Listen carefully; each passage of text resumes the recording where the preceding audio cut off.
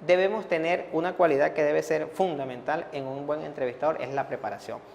No podemos ir a una entrevista sin saber qué vamos a hacer, ni de qué tema vamos a hablar, no conocemos a la persona, no tenemos información del expediente, es un error garrafal, porque vamos ahí a improvisar. Puede ser muy espontáneo, puedes tener mucho control de ti mismo, pero sin embargo se te van a ir mucha información que vas a obtener pues con el análisis previo del informe, de los expedientes que te hicieron llegar. Entonces hay que tener mucha preparación, control de sí mismo.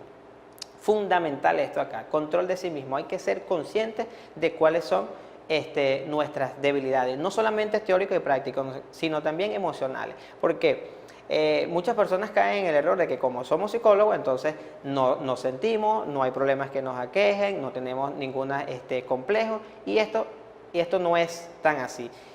Todo buen psicólogo debe estar inmerso en un proceso de crecimiento personal, de revisión personal y de análisis y autoanálisis. Entonces se recomienda mucho pues que un psicólogo o una persona que esté realizando este trabajo pues esté inmerso en su propio proceso psicoterapéutico. ¿Para qué? Para mejorar, para conocerse, para convertir esas debilidades en fortaleza. Entonces ocurre mucho que una persona pues una mujer va y coloca una denuncia porque sufre en su hogar, en su entorno familiar, o sufre de violencia doméstica. Y entonces la persona que la entrevista pasa por una situación igual y entonces se vuelve una alianza. Entonces allí pues se pierde el trabajo, ya deja de ser objetivo, el trabajo se vuelve muy subjetivo y entonces se vuelve una coalición para perjudicar a otra persona. O una alianza entonces para buscar el beneficio de alguien. Entonces tenemos que tener mucho cuidado de esto. O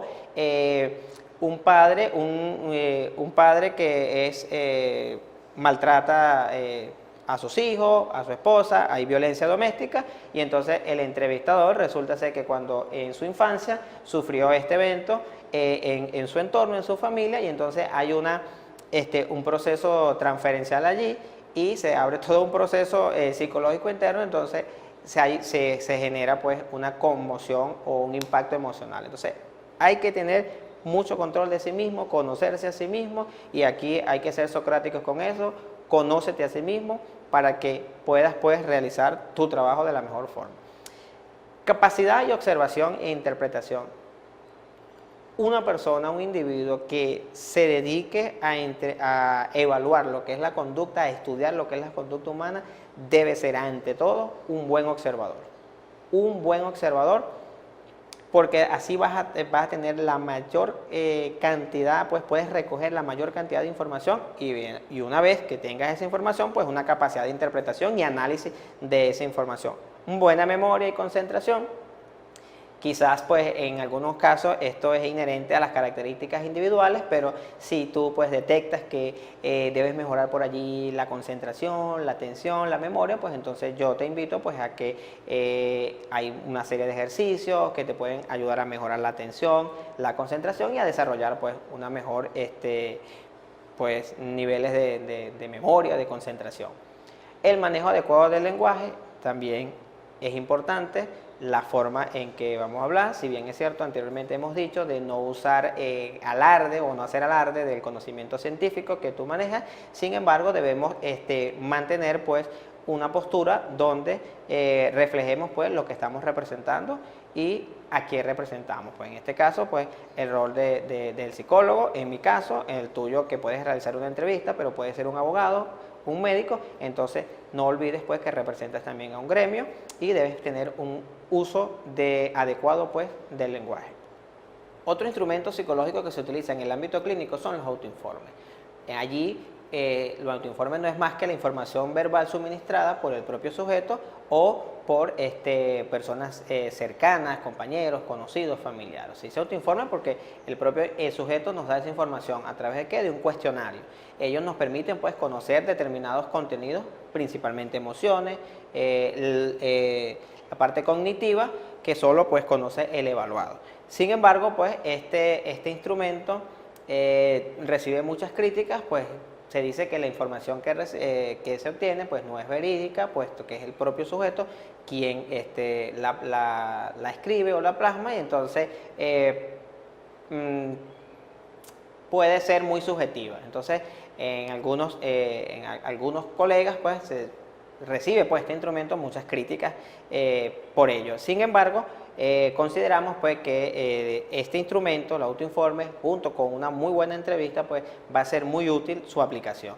Entonces, creemos pues, conveniente utilizarlo.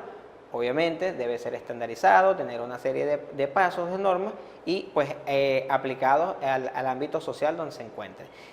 Como decimos, junto con la entrevista puede ser de gran utilidad. Dentro los instrumentos que más pues, se utilizan, ya hemos dicho, hemos hablado de los autoinformes, hemos hablado de las entrevistas, son los test. ¿Qué son los test? Bueno, las pruebas que se administran, las pruebas que se aplican. ¿Qué tipo de pruebas? Bueno, pruebas que van a medir características de personalidad y capacidades cognitivas. ¿Por qué capacidades cognitivas? Bueno, porque se dice que una persona, han habido hallazgos de laboratorio, estudios, pues que demuestran la relación que pueden tener las capacidades cognitivas, la inteligencia, pues, con el momento de cometer un crimen o no. Entonces,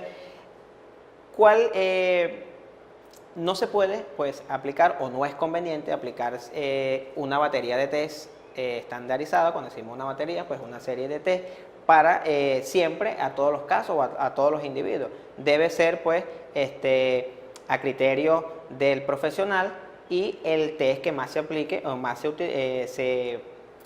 test que más esté acorde pues, a las características del caso y del individuo al que se va a tratar y evidentemente pues al que el profesional que está realizando tenga mayor conocimiento. Entonces no es recomendable pues utilizar una batería de test para todos los casos. Entonces si tenemos un abuso sexual, tenemos homicidios, tenemos estafas, robo, entonces voy a aplicar el mismo test para todos.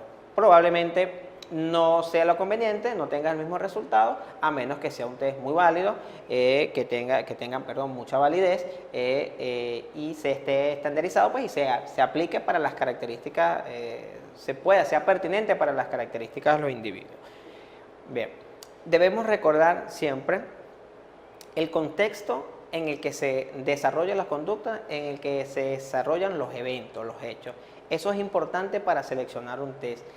Otra de las limitaciones que tenemos en el área forense es que no todos los instrumentos están validados a nivel internacional o en todas las sociedades, en todos los países se pueden aplicar. Hay test que sí tienen una validez en gran parte de en varios países, hay otros otros que no, pues por lo que hemos estado hablando de las características sociales, las características de la sociedad, y volvemos otra vez al concepto que hablamos inicialmente de que el hombre era un ser biopsicosocial y cultural. Entonces necesitamos pues tener validez para poder utilizar un instrumento en determinada sociedad o región.